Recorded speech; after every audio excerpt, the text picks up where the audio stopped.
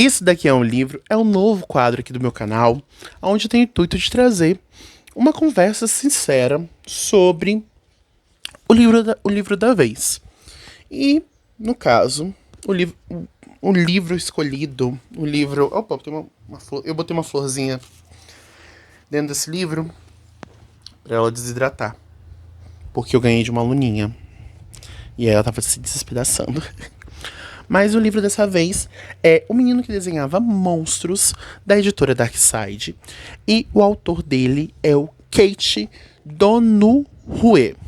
É um livro americano. Confesso que futuramente trarei livros da nossa literatura brasileira. Mas dessa vez eu trouxe esse livro. E como eu disse, é um livro que eu acabei de ler. Tem mais de uma semana que eu li esse livro. Então tá fresco na minha cabeça. Então eu sei falar sobre a narrativa, sobre a construção do enredo. Eu sei falar sobre a história. E eu quero que seja uma conversa tranquila. Uma conversa sem muito pensar, sem muito roteirizar. Porque eu acho que isso que é importante quando a gente tá falando de literatura. Ter essa conversa como se fosse uma conversa de porta de bar, sabe? Eu acho que é isso que é gostoso. Por isso que eu trouxe vocês aqui pra minha sala. Espero que vocês tenham gostado do visual, do cenário. Porque eu tô arrumando minha casa conforme eu posso, conforme o meu bolso. Mas de um jeitinho pra poder ficar cada vez mais a minha cara. Bom, Daniel, quem é você para poder falar de livros? Eu sou um estudante de letras, eu faço licenciatura em letras, e uma das coisas que eu mais me apaixonei na faculdade foi pela construção de escrita. Eu sou fissurado por esse tipo de conteúdo, que é a construção de escrita. Então, quando eu leio um livro, claro, que eu estou lendo isso aqui por prazer, por hobby, não é por necessidade, não é por ser um estudante de letras. Eu estou lendo porque eu gosto. Mas não tem como eu não analisar dessa forma, sabe? Não tem como eu dar os meus pitacos, pensar na construção que o autor, no caso desse livro, do autor, ele tenha feito, ele tenha elaborado para poder construir esse livro. Tá, vamos começar pela crítica. Esse livro, ele é extremamente detalhista. Mas como assim detalhista? Ele descreve tudo o que se passa, nos mínimos detalhes.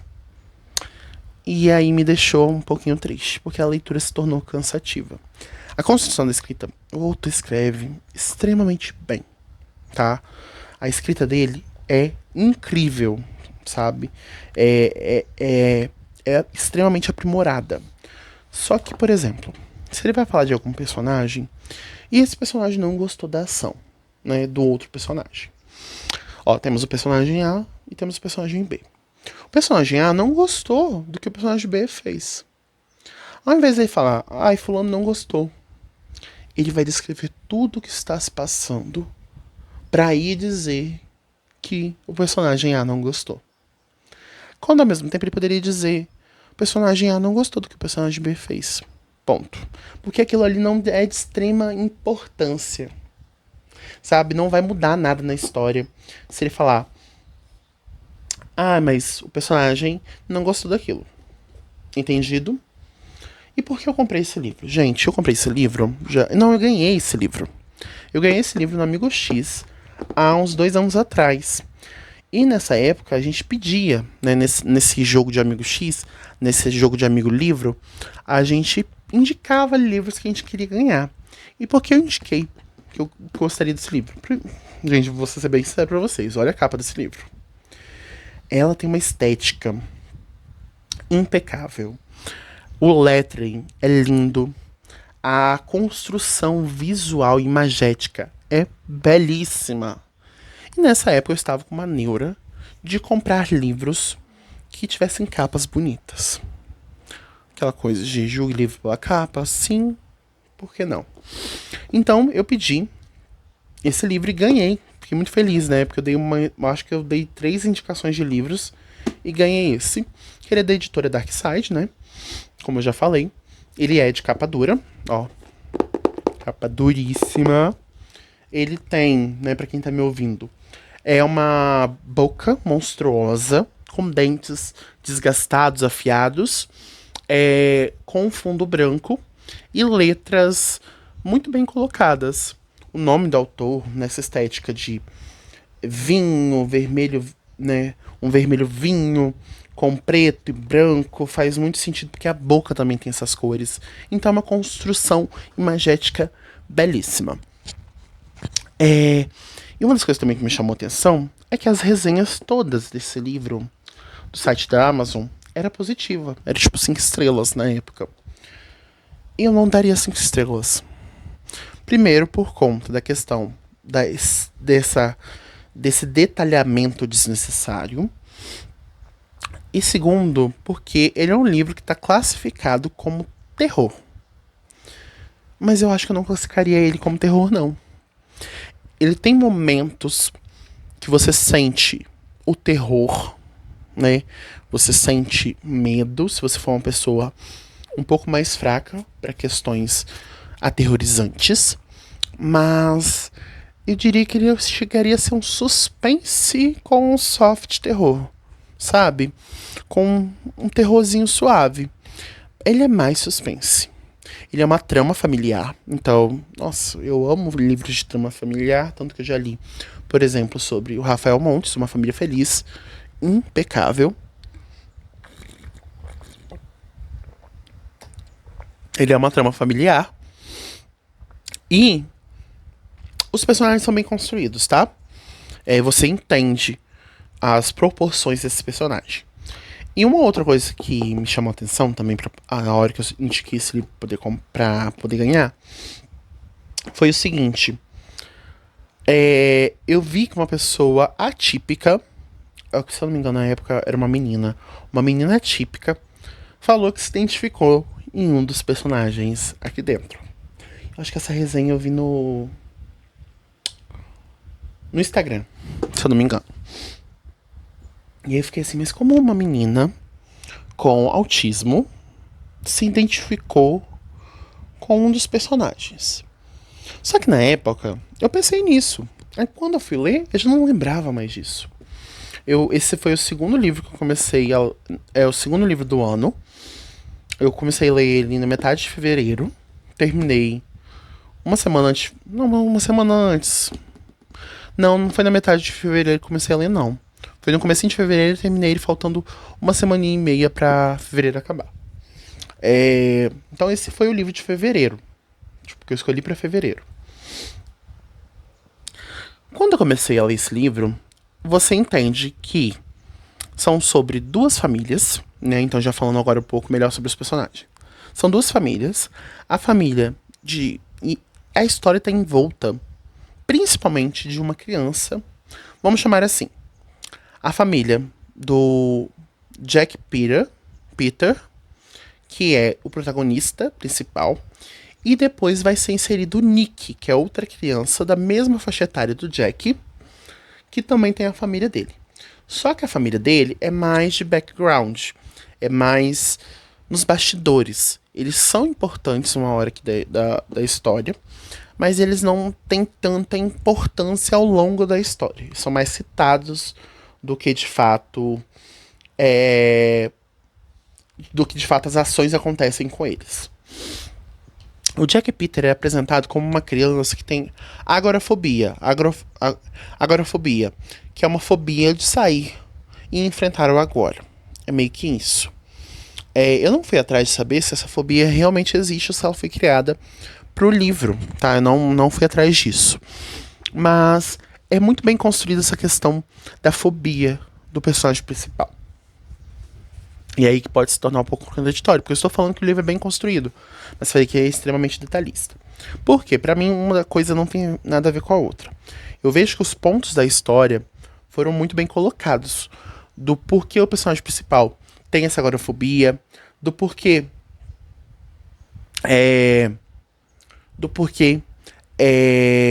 a família dele é de tal jeito, o porquê existem coisas que acontecem. Só que os detalhes, eles não são tão importantes, você acaba meio que lendo por ler. Porque você precisa entender algumas ações que acontecem aqui dentro. E essas ações são impecáveis. Isso eu tenho que dizer sinceramente. Então a gente conhece o Jack Peter, conhece os pais deles. E a gente vai conhecendo um pouco melhor, com profundidade, desse personagem. O porquê ele poderia ser classificado, talvez, tá? De uma pessoa que tem um pouco de conhecimento, no caso de autismo, né? O transtorno do espectro autista, de hiperatividade, dislexia. Conheça um pouco sobre esses CIDs. Eu diria que ele poderia ser uma criança com hiperatividade. Não sei se eu diria autista. Eu acho que ele se enquadra como uma criança com hiperatividade. E além dessa fobia. Porque ele se mostra em muitos momentos extremamente agitados. São os momentos que ele fala, você consegue imaginar como se ele estivesse falando em 2.0 do áudio do WhatsApp, sabe? Porque o autor conseguiu representar muito bem isso nas falas dele. Por mais que as falas dele sejam poucas perante as falas de outros personagens, né? Você acaba tendo mais falas da mãe e do pai do que dele. Tá, a gente vai conhecendo, vai acontecendo algumas coisas estranhas. O Jack Peter, ele tem uma ânsia, um desejo incontrolável de desenhar monstros. O hobby dele seria desenhar, mas ele tem uma fissura por desenhar monstros, um hiperfoco, como é muitas vezes falado no livro. Um hiperfoco em desenhar monstros. E os monstros que ele vai desenhando vão ganhando vida. Galera, se vocês não perceberam até agora, vai ter spoiler, tá? Então ele vai desenhando esses monstros e esses monstros vão ganhando vida. Eles ganham tanta vida que isso começa a atrapalhar a família deles.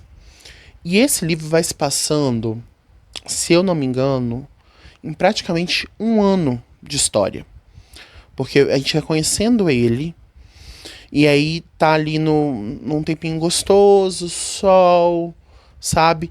Vai vindo as estações, aí vai chegando o inverno, a história vira na hora do inverno. Quando tem neve, a história vira, começa a ficar uma história mais agressiva, com mais ações, com mais doses de terror e suspense. E aí, pra finalizar, você sente que tudo vai se normalizando. A neve vai reduzindo, o tempo vai ficando com sol, com mais calor. Então você vai percebendo essas questões. Dito isso, vamos lá. A mãe do garoto é uma mãe que é presente, mas ao mesmo tempo é ausente. O pai é presente e ausente. O que funciona muito bem para a construção da história. E o pai e a mãe, eles se desvinculam muito das falas. Então a mãe tem uma visão sobre o filho, o pai tem outra visão. Então isso é muito interessante. Agora falando um pouquinho mais da família do Nick. A família do Nick, você vê que é uma família privilegiada, pelo que você começa a entender quando se fala da construção da casa, né, do que eles trabalham. Você vê que é uma família um pouco mais privilegiada financeiramente. Nisso você se sente que isso é um ponto importante. Principalmente quando você começa a entender um pouco melhor do trabalho do pai do Jack Peter e o trabalho da mãe do Jack Peter, que eles trabalham muito, a mãe principalmente, e você vê que a mãe do Nick, ela meio que se ela trabalhar é porque quer, sabe? Então você vai percebendo que a família os pais do Nick também são ausentes, mas são ausentes porque querem. Parece que a ausência dos pais do Jack Peter não é porque eles querem. Pelo menos assim que eu tive o meu entendimento. Então você tá lidando com famílias extremamente ausentes, crianças. É que eu não lembro se fala a data, quantos anos eles têm. Mas eu vou chutar uns 12 anos. Então são crianças indo pra adolescência, né? Pra adolescência. São meninos que têm contrastes muito definidos. Então você sabe que o Nick, se a gente fosse jogar pra para um viés muito americano de filme, o Peter seria o jogador de futebol, renomeado, popular, conhecidíssimo na escola, e o Nick, né? E o Jack Peter seria o nerd estranho, que muitas vezes tem uma roupagem mais gótica, mais fechada, principalmente por conta da questão da fobia dele, né? Então você vai criando esse imagético na cabeça. Ok. Então a gente sabe que a família, os pais dessas famílias são muito próximos. O pai do Nick é muito próximo do pai do Jack. A mãe do Nick é muito próxima da mãe do Jack. Então são pais que são amigos, né? É como se fosse o quarteto fantástico.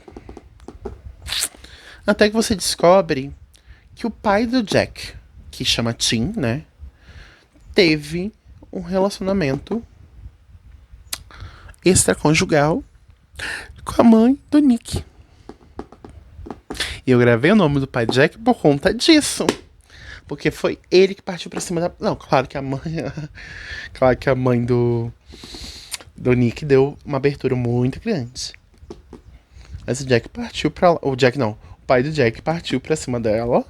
E ali eles tiveram um relacionamento extraconjugal que dá-se a entender que os outros que foram traídos sabem. Mas a mãe se finge de louca. E o pai meio que gosta da ideia. O pai do Nick meio que gosta da ideia. Então dá pra você entender que o pai do Nick tem um pouco de fetichismo. E quando chega nessa parte, constrói uma parte um pouco sexual no livro. Um pouco não, bem sexual. Você começa a entender a profundidade que o autor quis trazer pra cá. Porque a gente tá falando de um menino com extremamente traumas. Tanto que ele não consegue lidar com ações do agora, tanto que ele tem o ensino dentro de casa, ele não sai pra nada, ele não aproveita e fala que a casa dele é inserida num bairro extremamente bom, próximo da praia, que tem várias casas de rico, tem pessoas ali muito influentes. Então você vê que eles não vivem em uma pobreza terrível. Você sente que teria oportunidades incríveis pro Jack Peter. E ele não vai atrás porque ele tem medo do agora, ele tem medo do presente. Então ele não sabe lidar se ele quer comer donuts ou ele quer comer arroz e feijão. Ele não sabe. Porque ele não quer lidar com isso. E ele vai se engolindo isso que colocam pra ele. Ele vai internalizando isso. E aí ele começa a desenhar os monstros que ganham vida. E os monstros, meu amor, não são monstrinhos como Monstros S.A. São monstros que lembram aquele filme, que é até um jogo, se eu não me engano, que é, não sei, que é aquele cara grandão, branco, tipo de 3 metros de altura, magérrimo. São criaturas que dão medo. E a descrição dessas criaturas são riquíssimas. Tanto que tem uma parte desse livro, de um acontecimento, que o Nick está dormindo na casa do Jack porque os pais dele foram fazer um cruzeiro. E aí o Jack desenha bebês destruídos, distorcidos, que eles sobem pela casa para atacar o Nick. Ele desenha isso. E uma das falas que me pegou muito é que o Jack Peter tem uma vontade alucinante de que Nick e a sua família não existisse. Tanto que ele desenha a casa dele submergida, e os pais mortos e o Nick morto. Quando eu li essa parte, eu me arrepiei. Porque a casa começa a inundar. As paredes, né? Aí que tá a parte boa da descrição do autor. Quando é necessário. As paredes se tornam sal. Parecendo que era fundo do mar. É doideira, tá? Doideira. E aí, a mãe começa a ter uma fissura muito grande por fantasmas. Ela acha que isso acontece por conta de fantasmas, porque tem um navio naufragado no mar, no oceano ali, que é perto da casa deles, então os fantasmas estão influenciando. Ela recorre à igreja, recorre a pessoas que têm entendimento, e aí a história vai desdobrando. A história vai desdobrando, vai acontecendo mais coisas, né? Gente, surge praticamente um lobisomem branco, surge esses bebês, surge pessoas penduradas num closet, não é no closet, num armário, que isso é muito americano. Um armário para casacos e botas, essas coisas assim de frio. Surge pessoas penduradas ali. Deixa eu ver mais. Um osso de esqueleto na praia. Surge, vai acontecendo coisas. Por isso que eu acho que é um soft terror, porque poderia acontecer mais, tá? São poucas coisas perto dos livros que eu já li, tá? É suspense porque você sente uma ansiedadezinha lendo. Sabe? Você não sente medo, você sente uma ansiedadezinha. Não no sentido, né, Cid. Uma ansiedadezinha normal. Uma ansiedade, não que Cid seja incomum. Enfim, um sentimento de ansiedade. Não ansiedade Cid, né? Então, você vai ficando agoniado, querendo ver o que tá acontecendo. Tá. Por fim, e aí vai o maior spoiler. Os dois, o Nick, né, deixa no ar, tá? Não sei se foi confirmado, talvez eu li essa informação e não prestei atenção. Mas que o Nick seria filho do pai de Jack. Por conta daquela relação extraconjugal. Por isso que Nick não parece tanto com o pai. É falado assim. Então você fica, girl! Na primeira vez que eles transaram, ele engravidou ela. Ah, que coisa, não?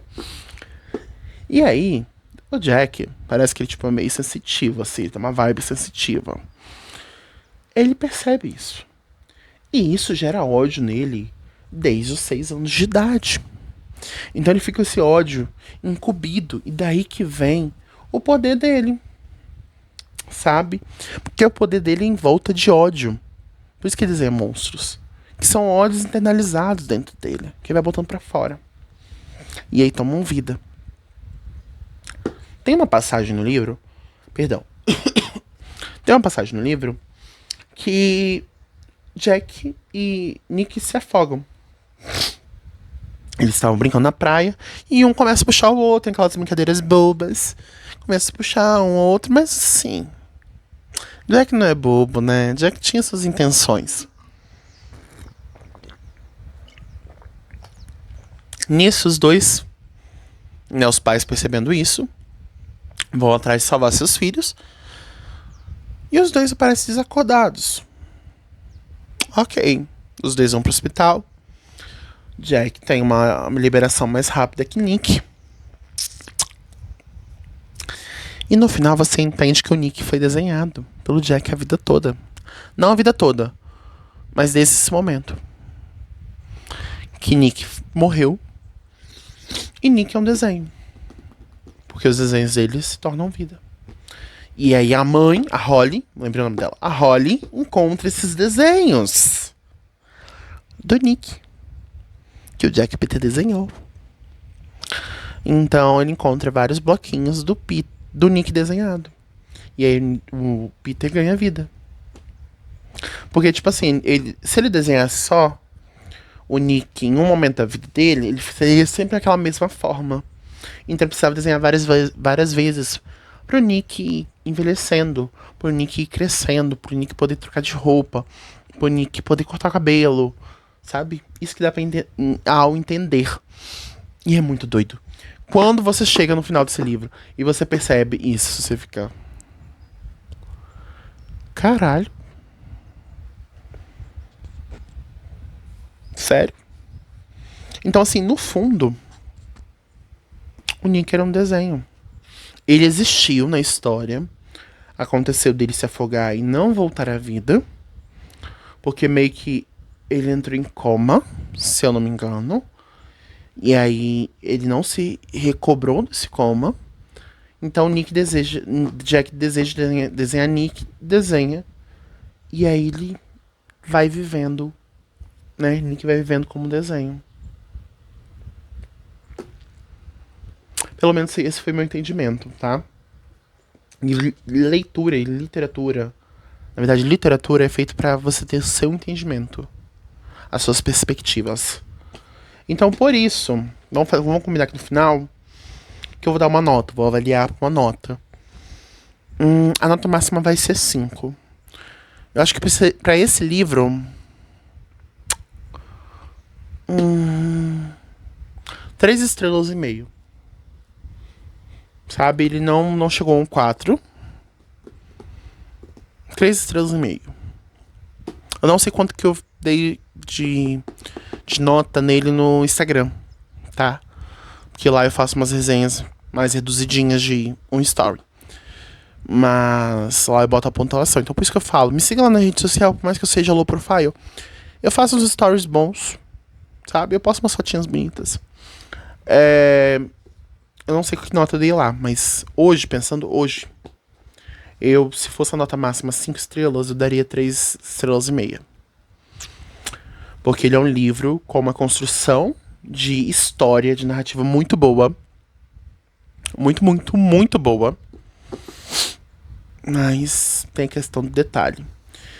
Que no final, o plot twist é surpreendente? É. Ele é bacana? É. Mas isso não compensa toda a leitura. Sabe? Não compensa. Diferente de outros livros. Por exemplo, Uma Família Feliz, você já sabe do final. Mas a leitura toda compensa. Do Rafael Montes, já leram? Se já, comenta aqui embaixo. Então assim, espero que vocês tenham gostado desse quadro novo. Eu tô muito feliz que eu posso gravar recostadinho no meu sofá. Tô gostoso. O próximo livro, já vou dar um spoiler, que eu vou estar terminando de ler, possivelmente, vai ser O Pássaro Pintado. E eu vou trazer vídeo pra cá sobre ele. E futuramente também posso trazer sobre Uma Família Feliz, que também foi o livro do Rafael Montes que eu li esse ano, e de outros que eu vou ler ao longo desse ano. Então, espero que vocês tenham gostado. Me siga nas outras redes sociais, no Instagram e no Twitter. Eu sou mais low profile, mas eu produzo um conteúdo legalzinho lá quando eu produzo. E no TikTok eu tô produzindo vídeos todo domingo sobre Overwatch, que é um jogo, pra quem não sabe, é um jogo maravilhoso que eu amo de paixão, sou fissurado por esse jogo, então produzo conteúdo por lá. Então me siga nas redes sociais, que cada uma você vai ter um conteúdo diferente. Espero que vocês tenham gostado dessa resenha, dessa conversa. Dessa conversa sobre o menino que desenhava o menino que desenhava monstros, do autor Kate Donohue, da editora Darkside, tá? Se você gostou, deixe os comentários aqui embaixo, que a caixa de comentários está aberta pra gente tocar uma conversinha bem gostosa, tá bom? Então é isso, um beijo, se cuidem, e leitura é fundamental, tá, gente? Leiam, criem esse hábito da leitura, vale muito a pena, tá bom? Então é isso, beijinhos!